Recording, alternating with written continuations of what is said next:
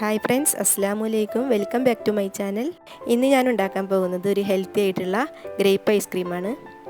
ഞാനിവിടെ സാധാ ജ്യൂസ് മുന്തിരി വെച്ചാണ് ചെയ്തിരിക്കുന്നത്. അത് വെച്ചാകുമ്പോഴാണ് ടേസ്റ്റ് ഉണ്ടാവുക. പിന്നെ വേറെ ഒന്നും നമ്മൾ പുറത്തുനിന്ന് വാങ്ങിക്കേണ്ട ആവശ്യമില്ല, നമ്മൾ വീട്ടിലുള്ള ഇൻഗ്രീഡിയൻസ് തന്നെയാണ്.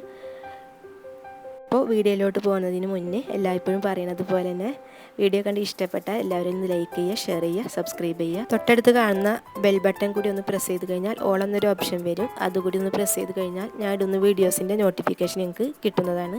ഇനി ഒരു പാത്രത്തിലോട്ട് നമുക്ക് 1.5 കപ്പ് മുന്തിരി ഇട്ട് കൊടുക്കുക. ഇനി ഫ്ലെയിം ഓൺ ചെയ്തതിന് ശേഷം ഇതുപോലെ തന്നെ ഒന്ന് പ്രസ് ചെയ്ത് കൊടുക്കുക. ഇതിലേക്ക് ഒരു 1/4 കപ്പ് പഞ്ചസാര ചേർത്ത് കൊടുക്കുന്നുണ്ട്. നല്ലോണം മധുരമുള്ള മുന്തിരിയാണ്, അതുകൊണ്ടാണ് 1/4 കപ്പ് ചേർത്തത്. പുളിയുള്ള മുന്തിരിയാണെങ്കിൽ കുറച്ചുകൂടെ കൂടുതൽ ചേർക്കേണ്ടി വരും. അല്ലെങ്കിൽ ഇത് പാലിലോട്ട് ചേർക്കുമ്പോൾ പിരിഞ്ഞു പോകും. ഒരു 5 മിനിറ്റോളം വേവിച്ചതിന് ശേഷം മിക്സിയിലിട്ട് കുരുവൊന്നും അടിയാത്ത രീതിയിലൊന്ന് അടിച്ചെടുത്ത് ജ്യൂസാക്കി എടുക്കുക. ഇനി നമുക്ക് മിക്സിയിലൊന്ന് അടിച്ചെടുക്കണം 2 മുട്ട.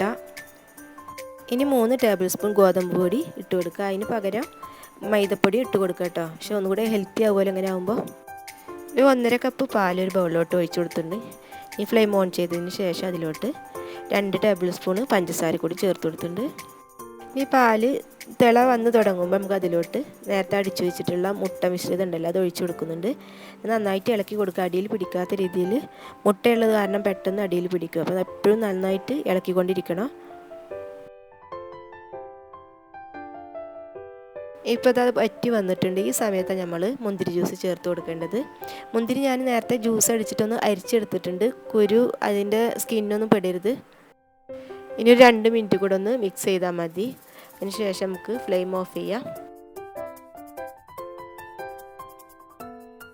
ഒരു 1/2 ടീസ്പൂൺ വെനില എസൻസ് കൂടി ചേർത്ത് കൊടുത്തിട്ടുണ്ട്. ഇപ്പോൾ ഇത് റെഡിയായി. ഇനി ഒരു മിക്സിയിൽ 2 ടേബിൾ സ്പൂൺ ബട്ടർ ചേർത്ത് കൊടുത്തിട്ടുണ്ട്. അതിലേക്ക് 1 ടേബിൾ സ്പൂണ് പഞ്ചസാര കൂടി ചേർത്ത് കൊടുക്കുക. ചൂടാറിയതിന് ശേഷം ഇത് കുറച്ചായിട്ട് ഇട്ടിട്ട് അടിച്ചെടുക്കുക. മിക്സിയിൽ 3 പ്രാവശ്യമായിട്ട് ഞാൻ ഇട്ടിട്ടാണ് അടിച്ചെടുത്തേക്കുന്നത്. ഇപ്പോൾ ഇതാ അടിച്ചെടുത്തിട്ടുണ്ട്. ഇനി നമുക്കിത് 2 മണിക്കൂർ ഫ്രീസറിൽ വെക്കാം. 2 മണിക്കൂറിന് ശേഷം ഞാനിത് മിക്സി ഒന്നുകൂടി അടിച്ചെടുത്ത് അതിന് ശേഷം ഞാനിതാ ഒരു ബൗളിലേക്ക് ഒഴിച്ചിട്ടുണ്ട്. ഇനി ഇതത് 8 മണിക്കൂർ ഫ്രീസറിൽ വെക്കുക.